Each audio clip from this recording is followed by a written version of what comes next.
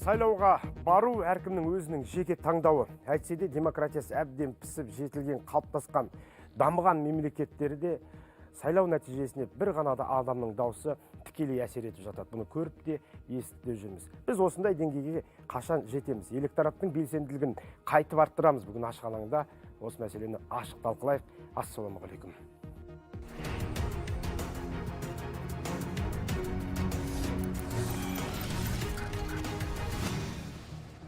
Тақырыбымызды талқылауға шақыртып отырған студия қонақтарымен таныстырып өтсем, парламент мәжілісінің депутаты Фахриддин Қаратаев. Президент жанындағы мемлекеттік басқару академиясы электоралдық оқыту орталығының басшысы Жанар Боқанова. Стратегиялық зерттеулер институты директорының орынбасары Алуа Жолдыбалина. Партиялық емес байқау орталығы төрағасы Төлеген Күнәділов. Студиямызға қош келдіңіздер барлықтарыңыз. Енді мына қымбатты көрермен, сіздер де біздің тақырыбымызға атсалыса аласыздар. Ол үшін төменде көрсетілген WhatsApp желісіне хабарлама жіберіңіз, немесе жазылып тұрған нөмірлерге қоңырау шалып ой пікірлеріңізді білдіре аласыздар. Сайлау жақындап келе жатыр. 20 қараша күні президент сайлауы, 19 қарашаға дейін үгіт насихат, одан кейін бір күн тыныштық, өздеріңіз білесіздер, тыныштық күні. Біз халықтан сұрақ көрдік. Сайлауға барасыз ба? Кімдер түсіп жатыр? Қандай сайлау болайын деп жатыр деген сауалдарды қойып көрген едік. Елдің өзінен естіп көрсек. Әр Қазақстанның міндеті бұл дауыс беру. Енді осы орталықта берем. Барамыз ғой, не қылып бармаймыз. Өз қазағымызды сайлаймыз ғой. Орда жұмыс сол жақта уақыт үкіметпен жұмыс істейміз. Сол жақта барып белгілейміз. Білмеймін, бармаймын ау. Танымаймын ешқайсысын. Әр азамат өзінің үлесін қосу керек қой. Мемлекеттің, ұлттың тағдыры деген бір адамның қолында ғана емес, бүкіл елдің қолында. Сондықтан жұмылға көтерген жүк жеңілдеп, бәрі жұмылып бару керек деп ойлаймын. Қашан болады? 20-сы күні. 20-сы күні барам. Қай күні болады? Білмеймін, қай күні болады. Сіз айтыңыз, барайын. 20-сы болады. 20-сына жарайды. Сайлау қашан болатынын білесіз ба? Күнін білмеймін сол. Нешесі екен. Енді СМС-те қарап отырамыз ғой. Келеді СМС сол уақытымен таңертең жақта барамыз. Маған СМС келді, қараған жоқпын әлі ашып. Әр адам дауыс беру керек деп ойлаймын. Мінекей, күн сайын ұялы телефоныңызға сайлау туралы хабарлама жіберіледі. Банк қосымшаларынан дейміз ба, басқа да қосымшалардан күн сайын хабарлама келіп жатыр. Оның үстіне радионы қоссаңыз, теледидарды қоссаңыз, газетті ашсаңыз, барлығында осы алдағы үлкен саяси науқан туралы хабарламалар жіберіліп жатыр, айтылып жатыр. Әйтсе де бәрі бірдей деп айтпай қойық, жаппай деп айтпай қойық. Дегенмен кейбір азаматтарымыз қандай сайлау болатын, қашан болатын әлі білмейді екен. Мұның себебі неде? Мүлдем абсентизм деген білесіздер ғой, жаңағы немқұрайлылық ба, жоқ әлде саяси белсенділіктің төмендігі ме? Жауап берсеңіздер. Мүмкін болса мен осы сұраққа өзім бір айтып өтсем деген едім. Әрине әркімнің сайлауға барып қатыспау өзінің өз еркі. Оған заңда ол мәселені шектелмеген, ол мәселе бойынша ол еркін. Сондықтан қазір енді мына телевидение арқылы көрсетіліп отқан, мына қазір сіздер енді сұрау салып сұрағандарыңыз ол өте дұрыс. Себебі қай жерде қандай жұмыс атқарылып жатқандығын, қай қала, қай аудан, қай ауыл деген сияқты, мысалы бұл мәселеде үлкен бір мәнге ие.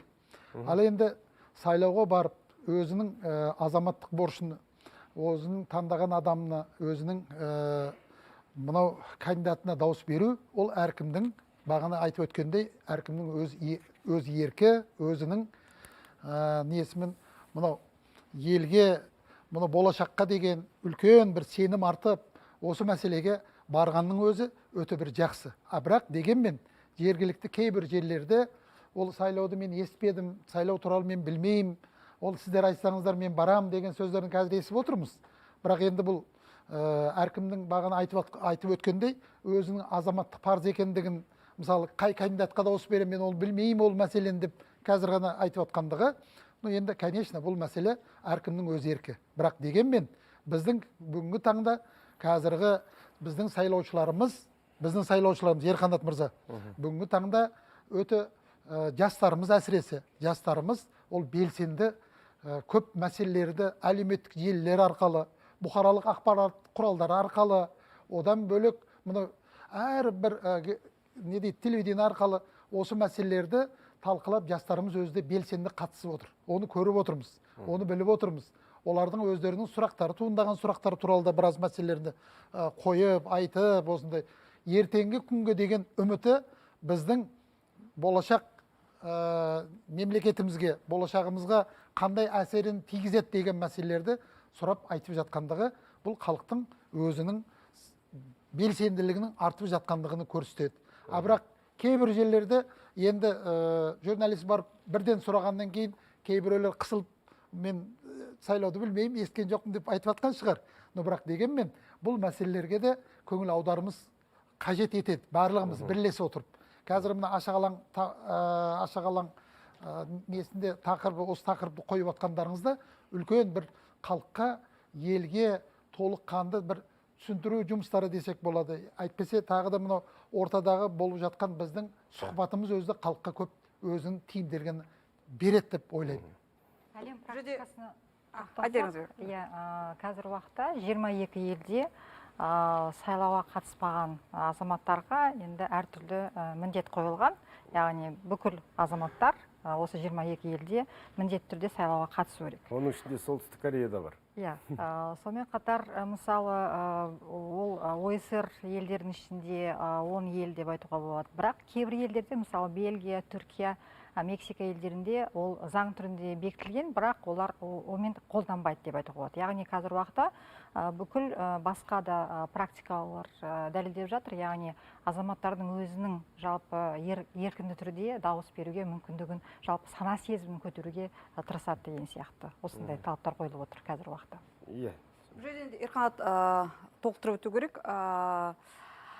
100% халық толыққанда бірде-бір мемлекетте қатыспайды. 100% деген, яғни сайлауға қатысу деген болмайды. Егер мысалы салыстырмалы түрде, яғни 2019-дан бергі жаңа сайлауларға егер шолу жасайық, яғни қатысу деңгейі қандай болды? 2019-да маусым айында президенттік сайлауда бізде қатысу деңгейі, сайлауға қатысу деңгейі 77-те 4% болды. Одан кейін қаңтарда 2021-де парламенттік сайлау өтті, қатысу деңгейі 63-те 3%. Соңғы маусым айында болған референдумде халықтың қатысу деңгейі 68-те 4% болды. Болжаммен енді жаңағыдай, енді осы деңгейде ғой, 70-тің шамасына. Енді соңғы болжамдарға назар аударайық. Яғни өткен аптада жаңағыдай әлеуметтік зерттеулер жүргізілді. Яғни әлеуметтік зерттеу мәліметі бойынша, болжам бойынша сайлауға қатысу деңгейі 71-де 6% құрайды дейді. Бүгін ғана, яғни тағы да бір әлеуметтік зерттеу шықты, яғни 8000 респонденттің қатысуымен, яғни бүгіндегі сайлауға қатысу деңгейі болжам бойынша тағы да айтам 77-те 5%. Яғни әдетте салыстырмалы түрде мысалы ең ауқымды ғой деймін, ең соңғы жүргізілген. Ең соңғысы, ең ауқымды 8000 респондент. 8000 респондент деген, яғни аймақ бойынша бөліністі көруге болады. Бұл жалпы жарыкаликандан толықтыруға болады. Жалпы халықаралық тәжірибеде енді жаңағыдай мемлекет басшысына жаңағыдай президенттік сайлауда көбінесе қатысу деңгейі әрқашан жоғары болады, парламенттік пен басқа. Бұл әлемдік тенденция, бұл әлемдік. Оның ішінде, мысалы жаңағыдай 60-70% деген бұл негізде шын мәнісінде өте үлкен жоғары көрсеткіш. Жаңағы егер ОСР мемлекеттерін алсаңыз, ол жерде 40% қатысу деңгейі одан да төмен. Бұл енді әлемдік тренд, әлемдегі бар құбылыс та. Сондықтан мен ойлаймын жаңағыдай сіздердің жаңағы сюжеттеріңізде көрсеткен азаматтар, жаңағыдай кездесіп, яғни бір аяқ асты сұрақ қойылды деген сияқты нәрсеге дайын болмай қалды, білмей қалды деген сияқты. Бірақ дегенмен, мысалы мен өз басым осы бірнеше күн бұрын ғана куәгер болдым. Жаңағы автобуста, қоғамдық көлікте жаңағыдай екі азамат сөйлесіп тұр екен, әйел азамат пен ер азамат. Яғни олардың пікірінше айтып тұр, яғни сайлауға қатысасың ба деп сұрады. Сонда айтады, қатысам ғой, қазір бәрі жеңілдетілген ғой дейді. Ақпаратың келеді, сайлау учаскесінің қажет екені келеді, мекен-жайы келеді, оны іздеудің де қажет жоқ дейді. Яғни бүгінгі жағдайда жаңағыдай ақпараттандыру деңгейінің өзі жақсы болып тұр ғой, яғни жаңағыдай халықтың бүгіндегі бұл жаңағыдай шараға, бүгіндегі азаматтық борышын білдіруге бізде жағдай жасалған деген сөз. Жақсы айттыңыз. Мына біз жаңа бекер көрсетіп жатқан жоқсыз мына сандарды. Тіркелген сайлаушылардың саны 77-те 4% дауыс берді. Мысалы 2019 жылы Тоқаев 70-те 96 дауыс жинады. Сайлауға мінекей 9 миллиард теңге бөлінді деген сияқты. Ал парламент сайлауын шығарыңыздаршы. Парламент сайлауында 63-те 3% нәтиже болды. Енді мына бізде ылғида қатысушылардың санына қараймыз ғой біз. Қатысушылардың мысалға 50% 2019 жылы 50% да біздің заң бойынша 50% келсе қатысушылардың, онда сол адам президент сайлау өткен болып саналады. Ал мына көрші Қырғызстанда, Қырғыз елінде ондай шектеу қойылмаған мысалға. Осы бұл сұрақ бекер қойылып жатқан жоқ. осы сайлаудағы келушілердің саны бұл саяси мәдениеттің көрінісі ме? Содан кейін саяси мәдениет дегеніміз не? Осы екеуін жақсылап бір талқылап алсақ. Қатысушылардың көп келуі бұл саяси мәдениеттің көрінісі ме? Енді бұл көп жағдайда жалпы жаңағы саяси мәдениет дегенге тұрғыдан келік, иә? Саяси мәдениет бұл бір жағынан жаңағыдай азаматтардың қоғамдағы саяси процестерге белсенді араласуы. Ол, мысалы, сайлаумен шектелмеу керек.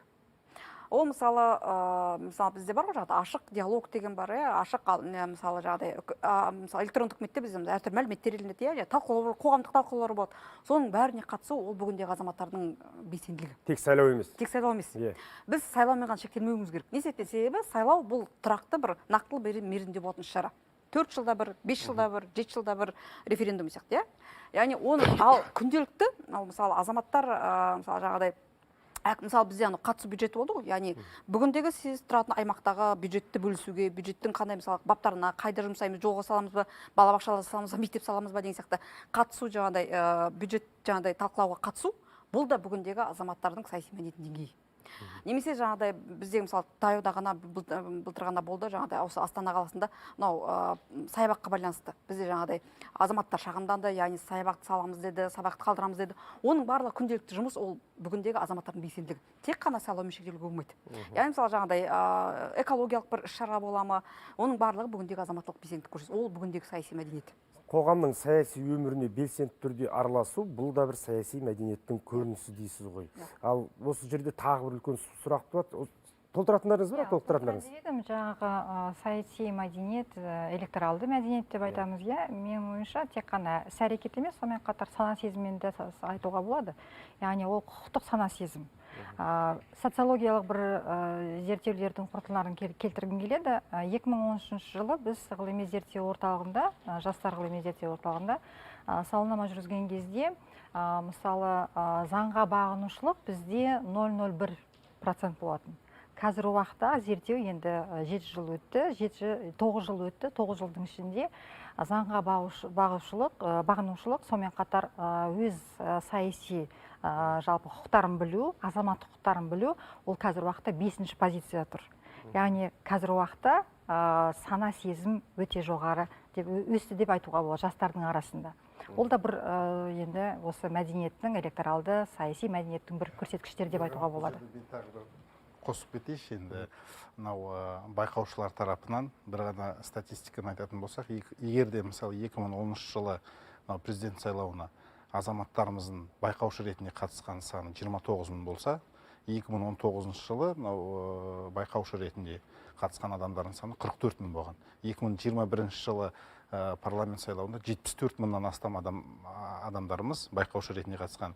Яғни бұл дегеніміз әрбір науқан сайын, әрбір жыл сайын халқымыздың жаңағыдай саяси мәдениетін артуында өзін тек қана сайлаушы ретінде ғана белсенділігін танытпай, сонымен қатар байқаушы ретінде де осы науқанды ашық, әділ өткізуіне себепкер болуға ниет білдірген адамдардың саны өсіп келеді.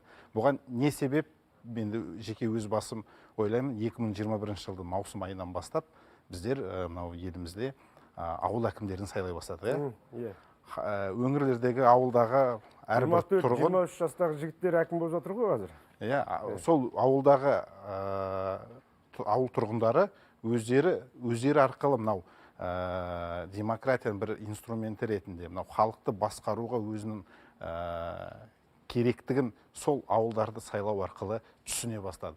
Сондықтан да олар қазір мынау қазірге дейін жүріп жатыр әрбір өңірлерде өзінің уақыты бойынша ауылдық округтер болсын ауылдарда ауыл әкімдерін сайлауына. Сондықтан да сондай өзі арқылы өткізген халық осылай саяси мәдениеттілігін арттырып, өзін тек қана сайлаушы ретінде ғана емес, сонымен қатар осы науқанды байқаушы ретінде қатысуға ниеттерін арттырып, осындай үлкен жоғары деңгейде белсенділік танытып отыр.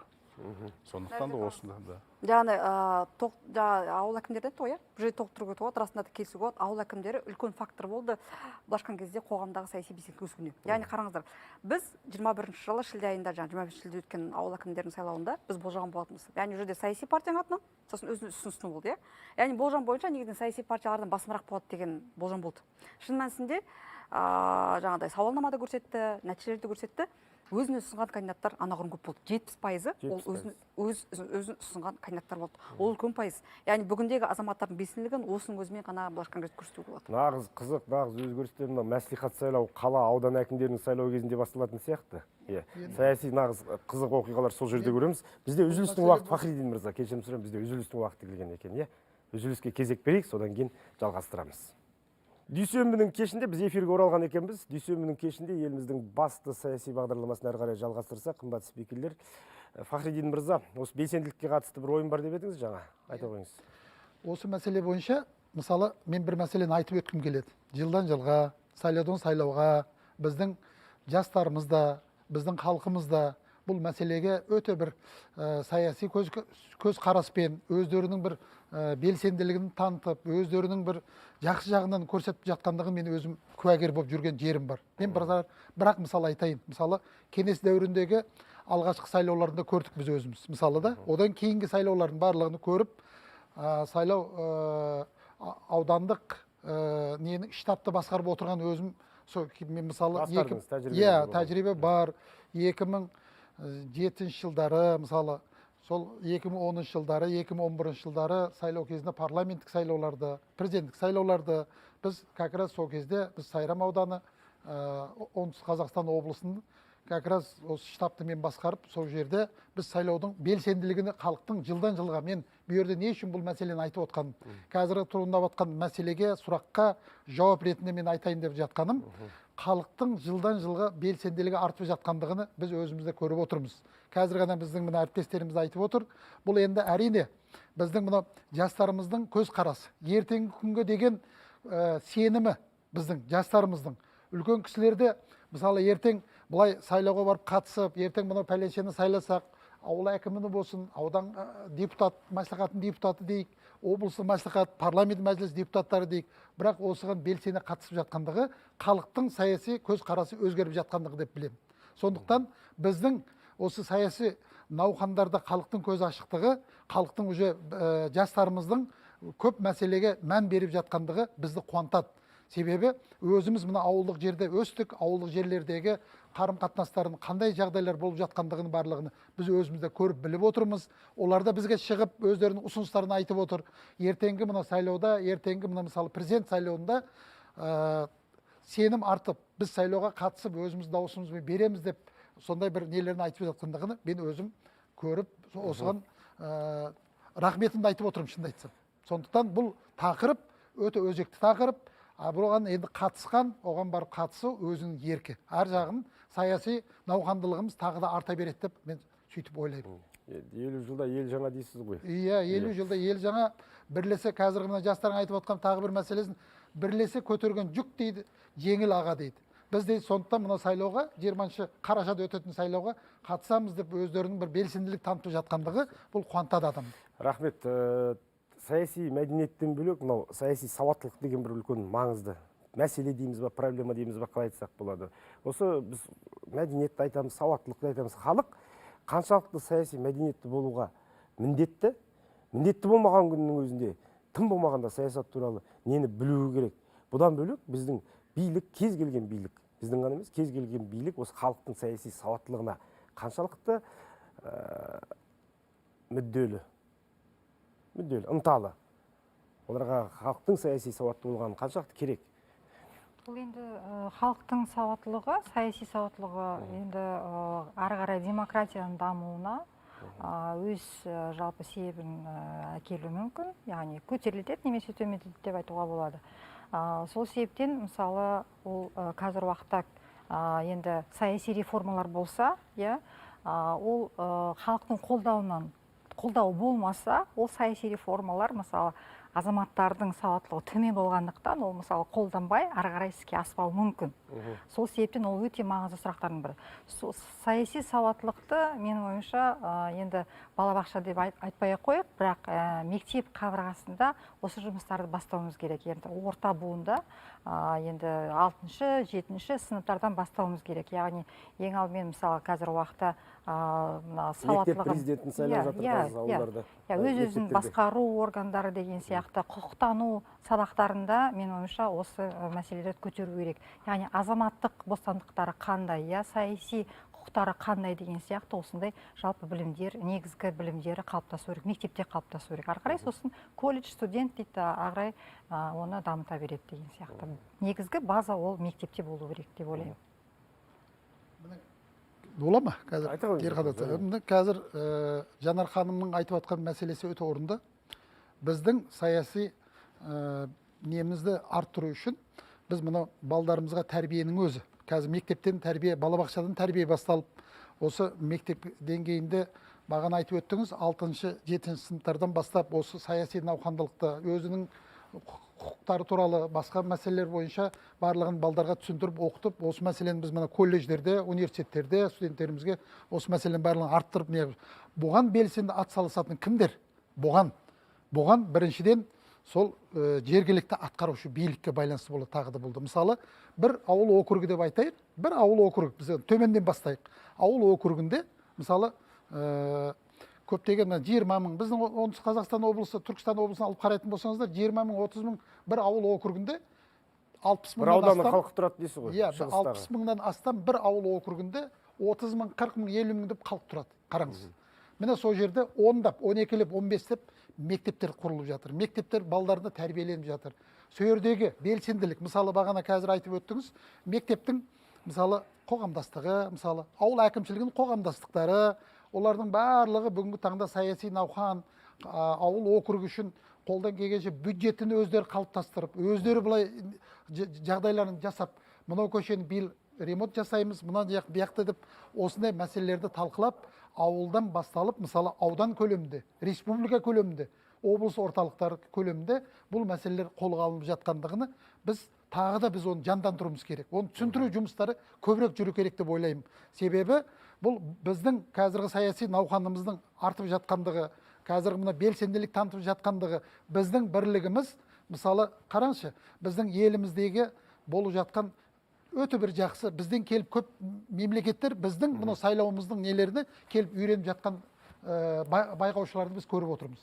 Бұның барлығы бұл әрине біздің мұны болашағымызға деген, келешегімізге деген үлкен бір сенім болып отыр. Сондықтан жастарымыз алда уақытта бұдан да белсенді бола беретініне мен кәміл сенемін. Бір затты айта кетейінші, жаңағы сіз айтқандай, кейбір мектептерде өздерінің президенттерін сайлап жатады, үкіметін сайлап жатады. Бірақ осындай тәжірибені жалпы барлық мектеп қабырғаларында өткізу керек.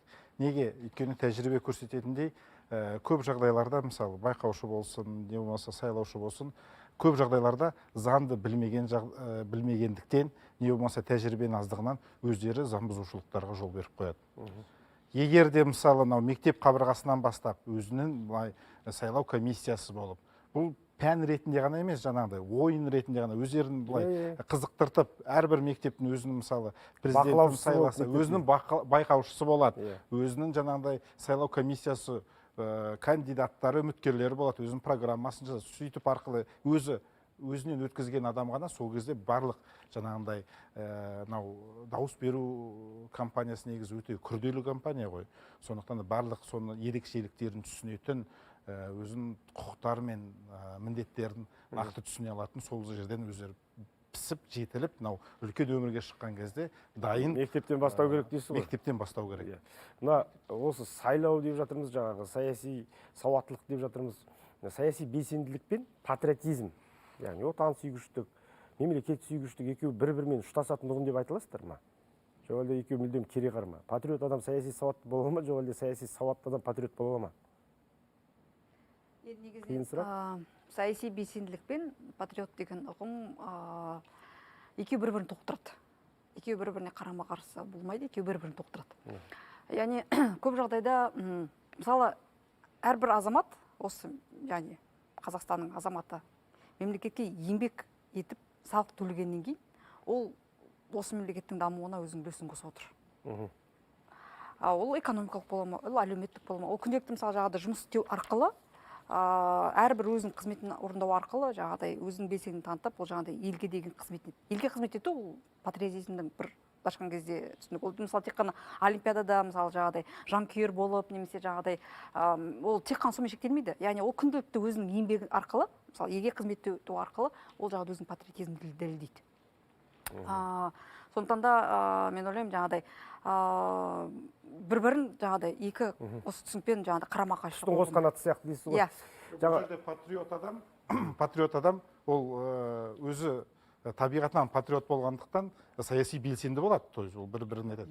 Бірақ саяси белсенді адам ол әр кезде патриот бола бермейді. Сондықтан да ең бірінші патриот болу керек. Содан кейін патриот болған адам өзі саяси белсенділікке алып келеді деп ойлаймын. Мысалы кейбіреулер айтады, мысалы патриотизмдегі мысалы жаңағыдай қазақстандық өнім бар ғой, мысалы Қазақстанда өнім сатып алсам, мысалы мен қазақстандық өнім тұтынсам, мен мысалы патриотпын. Мысалы Қазақстанның мысалы өндіріс шығаратын мысалы бүгіндегі азық-түлігі, өнеркәсібі шығаратын киімі деген сияқты барлығын тұтынса, ол мысалы өзін патриотпын есептейді. Жаңа Фахриддин мырза бір үлкен мәселенің басын айтты ғой, біздің жергілікті атқарушы органдар осы халықтың саяси белсенділігіне мүдделі болу керек деп. Бұл тұрғыдан келген кезде жаңа саяси белсенділік, саяси мәдениетті қалыптастыруда біздің жергілікті атқарушы емес, мемлекеттік мекемелер, басқарушы органдар, саяси институттар қандай жұмыс атқарып жатыр? Жанар ханым, айта аласыз ба? Сіздер зерттеу жүргізесіздер ғой. Біз енді осы құрылғанына жарты жыл ғана болды. Негізгі мақсатымыз осы сайлауға бүкіл қатысатын институттарды енді дайындап жатырмыз, дайындық жүрісінде. Енді зерттеу, болашақта зерттеу жүргіземіз деп жоспарлап отырмыз. Жаңағы саяси сауаттылықпен байланысты бір мәселені көтергім келеді. Бұл мәселеге назар аудару керек, оны көтеру керек. Яғни ол сауаттылық ең негізгі болады сұрақтардың бірі. Себебі қазір уақытта мына сайлауға енді байланысты осы тақырыпты ашатын ешбір еңбектер тек қана елімізде бірақ қана монография бар. Ғылыми еңбек бар, ол электоралды демократия деген бірақ қана кітап. Ол енді болашақта ары қарай мысалы студенттерге беретін сабақ беретін мұғалімдердің дайындығы туралы, магистранттардың дипломын жазуы деген сияқты, студенттердің осы зерттеулер жүргізуімен байланысты. Ол еңбектер көп болу керек, зерттеулер көп болу керек. Жаңағы өткізіліп жатқан сауалнамалар ашық болу керек. Ол қолжетімді болу керек. Соның негізінде ары қарай мысалы тақырыптар жан-жақты талқыланып, ол мысалы енді сауаттылықты ары қарай дамытуға негіз салатын бір бағыттардың бірі. Енді қазір уақытта сауаттылық, жергілікті жерлердегі сауаттылық бойынша қандай жалпы мемлекеттік органдар қандай шаралар өткізіп жатыр дегенде, мен өзімнің жалпы енді көзқарасым бойынша қазір уақытта әртүрлі кеңестер бар, әртүрлі жаңағы енді атқарушы биліктің жанынан түрлі қоғамдық кеңестер ашылып жатыр. Қоғамдық кеңестер ол әрине мысалы мемлекеттік емес ұйымдар шақырады, жастарды тартады деген сияқты. Сондықтан мен ойымша қазір уақытта көптеген жақсы енді жағдайлар жасалып жатыр. Сонымен қатар онлайн петиция дейді. Әр азамат қазір уақытта өзінің ойы болса, немесе болып жатқан реформаларға өзінің көзқарасы болса, өзінің позициясы болса, оны мысалы кері немесе оны ары қарай жалғастыратын ойлары болса, соған мысалы өз ұсыныстарын бере алады. Оны әртүрлі осындай кеңестерге енді шығарып талқылауға мүмкіндік алады деген сияқты. Сондықтан енді біртіндеп осындай мүмкіндіктер жасалынып жатыр деп айтуға болады. Жүрден мысалы толықтырып өту керек Жанар Кайканнан. Жалпы мемлекеттің тарапынан жаңағыдай азаматтардың белсене қатысуына жағдай жасалғанның бірін атап өтуге болады, ол цифрландыру. Яғни бүгіндегі мемлекеттік органдардың жұмысындағы цифрландыру деңгейі, ол да былайша айтқан кезде белсенділікті арттырудың бір амалы. Яғни қараңыз, бізде мысалы ашық үкімет бар, ашық үкіметтің құрамында бізде ашық диалог бар, ашық мәліметтер бар, сонымен қатар ашық құқықтық нормативтік актілер бар. Яғни мемлекеттік органдар барлық ақпараттың барлығын осы ашық жаңағыдай құрылымдарға орналастырады. Халық оны талқылау керек, оны қатысу керек, көру керек. Яғни бүгіндегі бюджет қандай, барлық мысалы бүгіндегі мемлекеттік органдардың есебі, мысалы есеп комитеттің мысалы жаңағыдай есептері болады, мысалы аудиттер қорытындылар. Оның барлығы бүгін сайттарда орналастырылған, жүктелген. Яғни бұл жердегі жаңағыдай цифрландыру деңгейі, бүгіндегі жаңағыдай ашықтық, жаңағыдай ақпаратқа қолжетімділік мысалы бізде заң бар ғой. Соның аясында мысалы жаңағыдай оның барлығы бүгіндегі жаңағыдай белсенділікті арттыруға жағдай жасағандығын көрсетеді. Алуа ханым да, депутат мырзамыз да қолдайтын шығар. Қазір уақытта жаңада қабылданатын заңдар, қазір уақытта бүкіл әр азамат сол заңды оқып, танысып, сол заңға ұсыныс беруге мүмкіндігі бар. Яғни онлайн режимде, яғни оны қабылдамас бұрын, жұмыс тобына қосыла алады. Сонда осындай мүмкіндіктер бар, бірақ оны жалпы халыққа жеткізу керек, оны айту керек, түсіндіру керек. Айтып жатырмыз. Келдіңіз міне өзіңізге. Міне мен сіздің бағанадан бері айтып жатқан мәселелеріңізге, міне Аула ханым да, Жанардың да, мысалы, біз енді ауылда жұмыс істегеннен кейін, ауданда жұмыс істедік, облыс көбін, біз өзіміздің іс тәжірибемізбен баяғы өткен дәуірмен қазіргі дәуірдегі мысалы біздің бағанамен қайта-қайта айтып жатқандығым, мына жастарымыздың сауаттылығын біз арттыру, оларға біз бағыт-бағдар, осы мәселе ашық мемлекет құруды мысалы қазір бағдарламада барлық мәселе ашық болды. Бірақ дегенмен жергілікті жердегі төменнен мысалы қазір ғана Ерқанат ініміз айтып отыр, мына жергілікті жерді ауыл әкімдерінің сайлаулары басқалар деп. Міне осындай мәселелерге жайлап келіп халықтың сауаттылығы міне осының барлығын көрсетіп, осы мәселелердің барлығын. Қазіргі былай ойлап қарайтын болсаңыз, барлық жерде өте керемет біздің кеңестеріміз құрылған. Әйелдер кеңесі, жастар кеңесі мысалы, одан бөлек тағы да ақсақалдар кеңесі, тағы да басқа кеңестеріміз мысалы спортшылардың өздерінің бір қауым болып өздері барлық жерде көптеген не қылып жатыр. Бірақ осы мәселелерді қалыптастыратын кім? Ұйымдастыратын кім болады? Болашақта осы мәселені ұйымдастырып, қалыптастырып, осыны дұрыс бағыт көрсетіп не қылып отыр. Мысалы аудан әкімшіліктері, ауыл әкімдіктерді толық бүгінгі таңда өте жақсы мүмкіндіктері бар. Мысалы лекторларды қойғанда да, ел жұртпен кездесулерде, мысалы олар қазір бүгінгі таңда атқарылған есептерді елге жұртқа мысалы 3 ай сайын, 1 квартал сайын беріп отыр ғой мысалы бүгінгі таңда. Міне осындай саяси сауаттылық артуының арқасында осы халыққа толыққанды жеткізіп, халық оны бағасını беріп, мына жер ұнайды, мына жерде мынадай болып жатыр деп. Қазіргі біздің қабылдап жатқан, бізге келіп жатқан заң жобаларында тура қазір міне Жанар ханым айтқандай, осы халықтың белсенді ашық түрде қатысуға мүмкіндік соларға беру мәселесі. Одан кейін барып тағы бір мәселе бар, бірақ енді көш жүре біртіндеп түзеледі деген бір дана сөзіміз бар халқымызда. Сондықтан осы мәселелерге біз бәрімізді жүрген жерімізде мысалы парламент депутаттары болайық, сол жердің ауылдың белсенді азаматы болайық, патриоты болайық. Бізде өзімізде патриоттық сезім болмай, біз отанымызға деген, мына халқымызға деген, мына ел жұртымызға деген мәселелерін толыққанды шеше алмаймыз. Себебі сол патриоттық сезім мына бала кезінен басталады. Отанға деген, жерге деген, халыққа деген. Сондықтан ертең мына мәселелердің барлығы өте бір жақсы бір неге алып келеді деп өзіміз көріп отырмыз. Сондықтан бұл мәселе жақсы қолға алынып отыр жергілікті жерлерде. Оны бірлесіп, көптеген мәселелерді біз бірлесіп атқаруымыз керек. Мына қазір институт парламентаризмі болсын, институт қандай? Стратегиялық жоспарлау болсын. Мына осылардың барлығын мысалы қазір сіздің неңіз бойынша зерттеу, бақылаушылар. Міне көрдіңіз ба, өзімізден шығып жылдан жылға көптеген мәселелер шешім тауып отыр. Сондықтан бұл мәселеге біз әлі болса жұмыс атқаруымыз керек деп есептеймін. Рахмет, бізде осы мәселені үзілістен кейін айтсаңыз, үзілістің уақыты келген екен. Кезекті үзіліске береміз, арнадан ауыспайық, 1 минуттан кейін жалғастырамыз.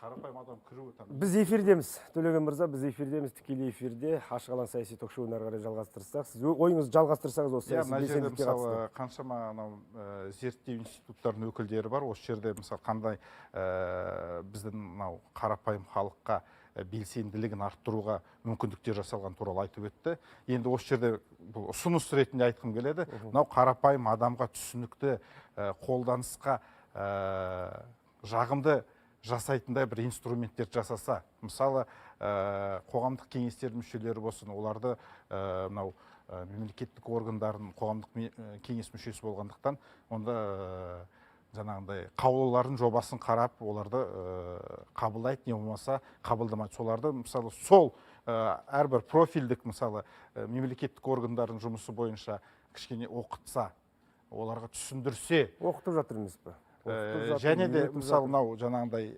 цифрландыру платформалар арқылы ол қарапайым халық өзінің үйінде отырып, мынау интернеті бар, телефоннан кіруге жағдай жасаса, мысалы қандай да бір заң жобасын қарап, өзінен кіріп, нұсқа жаңағындай өзінің мысалы комментарийсін берсе, мысалы айтқан кезде, сондай мәселелерге көбірек көңіл бөлсе, егер сол мысалы белсенді қоғамдық кеңес мүшесі болып сайланған азамат та мынау мемлекеттік органдар тарапынан қарапайым халыққа қарапайым түсінікті тілде түсіндіріп бере алады деп есептеймін. Сол кезде жаңағыдай саяси сауаттылықта, электоралдық сауаттылықта едәуір өсереді деп ойлаймын.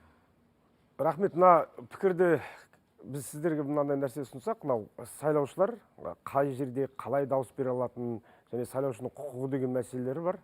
Кестен шығарыңыздаршы. Сайлаушы егерде басқа қалаға кететін болса, алдын ала арыз жазып, басқа сайлау учаскесі арқылы дауыс бере алады, Төлеген мырза. Бұдан бөлек ақпараттық сервис, ЖСН нөмірін енгізу арқылы ұялы телефонға өзінің қай жерде дауыс бере алатынын біле алады. Байланыс операторларының көмегімен SMS арқылы ақпарат. Сосын анау 14-14-109 кол орталықтарына хабарласу арқылы өзінің жаңағы қай жерде қалай дауыс беретін өзінің учаскесін біле алады. Сол сайлау уақыты ашылғаннан кешкі уақытқа дейін барып дауыс беруіне құқылы. Осындай қарапайым құқықтарды білеміз ба біз? Төлеген мырза? Білеміз. Енді күнделікті мынау телефонға SMS желісі болсын, басқа да мысалы жарнамалар арқылы, мынау телеграм каналдар арқылы келіп жатыр. Әрбір өңірлерде осындай ақпараттар таратып жатыр. Біздер де оны өзіміздің әлеуметтік желілерде де мысалы қарапайым сайлаушыларға осындай мүмкіндіктер жасалған, осындай жағдайларда осы желі арқылы өздеріңіздің сайлау учаскесін біле аласыз деп таратып жатырмыз. Физикада Бенфорд заңы деген бар. Өте қызық заң. Математикалық есептемен айтылады. Мысалға зерттеушілер, бақылаушыларына қараңыздаршы, көк, қызыл домалақтарды барлық учаскедегі дауыс саны есептеледі. Сосын көрші учаскедегі дауыспен салыстырылады бұл. Егер де көрші учаскедегі сайлау нәтижесімен А учаскесіндегі сайлау нәтижесімен Б учаскесіндегі сайлау нәтижесі арасы жер мен көктей болса, онда сайлаудың дауыстың дұрыс саналмағанын білдіреді.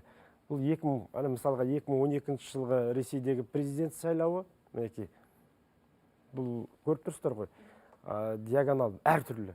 Ал Венесуэладағы 2013 жылғы Венесуэладағы президент сайлауы мүлдем қисық қыңыр. Ал мынау ортадағы ең оң жақтағы төбедегі тұрған бұл нағыз жаңағы әділ сайлаудың бет-бейнесі солай есептеледі екен. Қараңыздар, бұл жерде мысалға Өзен деген ауылда сайлау болып, сайлаушылар бір адам 70% дауыс жинаса, ал Көл деген ауылда ол 10% дауыс жинаса, сол кандидат сотқа бере алады. Америка Құрама Штаттарының кейбір штаттарында бұл заңдылық бар. Егер мынандай нәтиже, яғни бұл мүмкін емес, бұл жерде дауыс дұрыс саналмаған деп қайтадан санатуға құқылы. Бұндай жүйе, бұндай санаққа, әдіснемеге біз жақындап келдік па? Немесе бізде қолданыла ма осындай? Тексерулер, зерттеулер. Алуа ханым.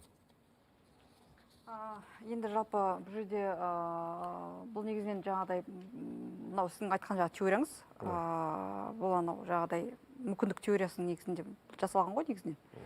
Яғни қазіргі жағдайда былайша айтқан кезде сайлаудың науқанын немесе жаңағыдай дауыс берудің бір баламасы ретінде, яғни дауыс санаудың ретінде, мысалы көп мемлекеттер қазір тәжірибеде электронды дауыс беруді енгізіп жатыр.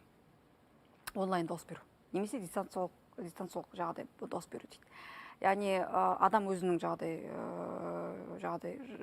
жеке өзінің нөмірін енгізеді, сосын жағдай онлайн дауыс береді. Яғни бұл қазіргі жағдайдағы балама амал, жаңағыдай халықтың өзінің дауыс беру арқылы қалай дауысын тексере алады, дауыстың санағын қалай жүргізеді деген сияқты. Мысалы бізде қазіргі әлемде жалғыз ғана мемлекет толығымен сайлауды электронды жүргізген Эстония мемлекеті. Эстония мемлекеті бүгінде электронды пошта арқылы дауыс бере бересіз. Пошта арқылы, бұл Америка Құрама Штатында тәжірибесінде бар. Бүгінде мысалы жаңағыдай электронды дауыс берудің жаңағыдай үлкен кемшіліктері де бар. Мысалы кей мемлекеттер бүгінде мысалы жаңағыдай ұлттық деңгейден электронды дауыс беруден бас тартып тек қана жергілікті жерде пайдаланады. Немесе жаңағыдай мысалы біз бүгінде 50 мемлекеттен астам біздің азаматтар бүгін дауыс береді ғой, 20 қарашада, мысалы басқа мемлекеттерде. Яғни басқа мемлекеттерде бола тұра сіз электронды дауыс беруге мүмкіндік аласыз. Яғни сондай бір арқылы жаңағыдай амалдарын тауып отыр. Бұл негізінен жаңағыдай балама бір былайша айтқан кезде пікір. Сонымен қатар жаңағыдай дауыстың мысалы тексерудің тағы да бір амалы, ол мысалы жаңағы байқаушылардың өзінің берген бағасы, мысалы ұлттық байқаушылар болады, халықаралық байқаушылар болады бізге келді, мысалы ұлыстық мемлекеттен Бізде сондай қандай амалдар бар? Одан бөлек экспол деген мысалы бар, сәуе әлеуметтік сауалнама жүргізеді, мысалы сол күні арқылы да жаңағыдай дауыс беруді арқылы жүргізеді. Яғни бірнеше амалдар бар. Мысалы айттым ғой жаңағыда біреуі жаңағыдай электронды дауыс беру. Яғни оған мысалы кей мемлекеттер жаңағыдай көшіп жатыр. Оған байланысты жаңағыдай тексереді. Яғни өздерінің дауыс беру жаңағы пайызын тексеруге жаңағыдай мүмкіндік алады. Бірақ бұл толыққанды емес. Сіздердің мысалға институттарыңыз, сіздердің орталықтарыңыз қаншама зерттеу жүргізді осы уақытқа дейін, қаншама ғылыми зерттеулер де жасалып жатыр. Одан бөлек сауалнама жүргізесіздер. Осындай зерттеулердің нәтижесін біздің мысалы бүгінгі кандидаттарымыз, немесе үкімет, халықтың әл ауқатын білуде, өздерінің жаңағы сайлауалды бағдарламасын жасауда қаншалықты жиі қолданады? Немесе басқа саяси институттар, басқа партиялар мысалға қолдана ма? Әлеуметтік зерттеулердің нәтижесін, әрине. Бүгінде мысалы әлеуметтік зерттеу бұл тек қана бірақ қана ақпарат көзі емес мемлекеттік биліктер үшін. Яғни қараңыздар, бүгінде азаматтардың шағымдануына байланысты, мысалы жаңағыдай бүгінде мысалы әкімдер өздері қабылдайды, жеке қабылдауында болады. Одан бөлек мысалы депутаттар қабылдайды, депутаттарға сауал жіберіледі, мысалы халықтың тарапынан. Одан бөлек мысалы жаңағыдай пошта арқылы, телефон арқылы, жаңағы колл-центр арқылы әртүрлі тараптардан мысалы жаңағыдай e-өтініш деген мысалы бізде портал бар. Сол e-өтінішке жаңағы мемлекеттік органға түседі, мысалы жаңағы барлық азаматтың тараптарынан мысалы өтініш шағымдар түседі. Соның барлығын қордалай келе ғана адамдар мысалы мемлекеттік органдар талдау жасайды да, соның негізінде бүгіндегі мемлекеттегі өзекті мәселелерді анықтап отыр. Тек қана әлеуметтік зерттеудің негізінде ғана емес. Жоқ, қолдана ма, жоқ па? Басқа партиялар, тек қана билік партиясы деп айтып жатырмыз ғой, әдетте мына билік басында жүрген партияны. Бұдан бөлек саяси институттар. Біз осы саяси мәдениеттің қалыптаспауын көп жайда осы оппозициялық күштерден де көріп жатамыз. Басқадан жаңағы саяси партиялардан, қоғам белсенділерінен көріп жатамыз. Солар өздерінің бағдарламаларын немесе осы жаңағыдай ертеңін, келешегін елдің зерттеп немесе тұспалдаған кезде сіздердің көмектеріңізге жүгіне ме деген сұрақ қой. Жақсы, түсінікті. Соңғы 5 жылда Қазақстанда емес, әлемде әлеуметтік желі қатты саясиланып кетті. Әсіресе әлеуметтік желіге кірсеңіз, қоғамның пікірі де, халықтың ой санасы да мүлдем әбден саясиланып кеткен деп айтуға толық негіз бар. Енді әрине кейбір желілер ондай болмауы мүмкін. 15 жасқа дейінгі, 20 жасқа дейінгі балалар отыратын, жастар отыратын желілер бар. Әлеуметтік желі шынайы өмірдің, жаңа зерттеуден шығатын сұрақ қой. Индикатор бола ала ма? Әлеуметтік желі шынайы өмірдің көрінісі бола ала ма? Ол да бір көрініс деп айтуға болады, себебі ол енді жақсы мүмкіндік деп айтуға болады, яғни ашық түрде өз пікірін айтуға, ол пікірмен бөлісуге деген сияқты, басқа адамдардың пікірін білуге деген сияқты. Осындай жақсы мүмкіндік бар, бірақ соның өзінде де енді оны біздің зерттеу орталықтары жан-жақты қарастыру керек. Ол енді әртүрлі тақырыпмен байланысты деген сияқты, оның қазір өзінде қоғамдық саяси өзгерістермен байланысты, оның өзінің жалпы енді пульсын көріп отырады, яғни қаншалықты қандай сұрақтар өзекті, қандай сұрақтарға азаматтар көбірек яғни көңіл бөледі, немесе қандай сұрақтар қазір уақытта шиеленісіп отыр, соны шешу керек деген сияқты. Осындай қазір әртүрлі зерттеулер бар, сол арқылы енді дұрыс шешім қабылдау, мен ойымша соны қарап жан-жақты шешім қабылдауға енді мүмкіндік береді деп айтуға болады. Осындай қазір зерттеулер бар. Әлеуметтік зерттеулерді жалпы бағалап, яғни оны пайдалануға осындай мүмкіндіктер бар деп айтуға болады. Төлеген мырза, сіз қалай ойлайсыз? Әлеуметтік желі қазір енді бүкіл есі кірген адамнан бастап, баладан бастап, қарт адамдарымызға дейін қолданады. Бұл қазір өзімізде енді жаңалықтарды, кешкі жаңалықтардан емес, теледидардан осы әлеуметтік желілерде, мысалы Телеграм бар, Инстаграм бар, әртүрлі желілерден аламыз. Сонымен қатар бұл жерде енді жалған ақпараттар да болады. Кейбір жағдайларда мысалы қасақана әдейі жасалған мысалы жалған ақпараттар шығарады. Осы жерде енді мемлекеттік органдар болсын, басқа да адамдар болсын, мысалы осында жерге шығарып, оны мысалы опровержение дейміз ғой, то есть жоққа шығаруға мүмкіндігі бар, және де басқа да халықтан кері байланыс алуға мүмкіндігі бар да. Бұл тез арада, және де ешқандай мысалы зерттеулер жүргізбей халықтың мұн жағдайын көруге мүмкіншілік алатын, то есть бір индикатор ретінде қарастыруға болатын дүние. Я бұл жерден толық келісуге болады, яғни толыққанды әлеуметтік желіні біздің қоғамның толық 100% шынайылығы деп қабылдауға болмайды. Ол бір ғана көрсеткіш, ол бір ғана индикатор. Несеттен себебі қараңыздар, біз ескеруіміз керек. Ол әлеуметтік желіге қанша адам тіркелген. Әлеуметтік желіде адамдардың ойын қалыптастыратын және бұрмалайтын да топтардың жоқ екенін, бар екенін жоққа шығара алмаймыз. Яғни сосын бізде әлеуметтік желі сегменттелгенде, мысалы, Фейсбуктың тұтынушылары бір бөлек жастар, Инстаграмды пайдаланушылар бір бөлек, Ютубты көретіндер бір бөлек, ТикТокты бүгін, мысалы, ол бөлек жас категория.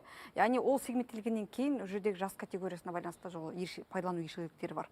Сондықтан да әлеуметтік желі шын мәнісінде ол тек қана бір ғана бағыт, бір индикатор, бір көрсеткіш. Ал одан бөлек, мысалы, статистика деген бар, әлеуметтік зерттеулер бар. Одан ғала, мысалы, жаңағыдай әртүрлі кешен зерттеулер бар, соның негізінде ғана барып қана толыққанды бір түсінік, бір қорытынды жасауға болады. Рахмет. Мынау бізге берілген уақыт аяқталып қалған екен. Әлемнің бір соңғы сұрақ қойын. Әлемнің көп мемлекеттерінде, әсіресе Бразилия, Германия, Никарагуа деген сияқты кейбір мемлекеттер бар. Германияның кейбір өңірлерінде 16-17-тен бастап сіз дауыс бере аласыз. Ал бізде бұл да бір қызық. Бізде осы соңғы кезде әсіресе жиі өтеліп жүрген белсенділер тарапынан 20 жастан бастап дауыс беру керек деген пікір айтылып жатыр. Естіген шығарсыз, Алуа ханым. Бұған не дейсіздер? 16 жастан дұрыс па, жоқ әлде осы қазіргі қалпында қала берген тиімді ме? Әрине, заман, қазіргі заң өзгеріп, қазіргі заман талабы. Осы заман саған қарамаса, сен заманға қара деген тағы бір мақал бар халқымызда, дана халқымызда. Бірақ бүгінгі таңда 18 жастан қала берген дұрыс. Осымен өзінің несін беріп жатқандығы осы дұрыс деп есептейміз. Рахмет.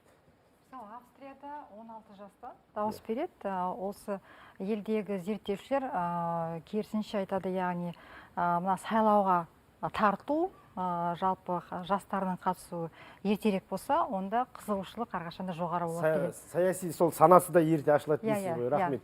Қоғамдағы өзгерісте, олқылықта, жаңа біз айтып отырған саяси мәдениет те, саяси белсенділік те, саяси сауат та, ол айналып келген кезде көптің көмегімен ғана өзгереді. Ал көп деген мына сіз бен біз. Эфир тізгінін ұстаған Ерқанат Көпжасар, көп жасайық, сау болыңыздар.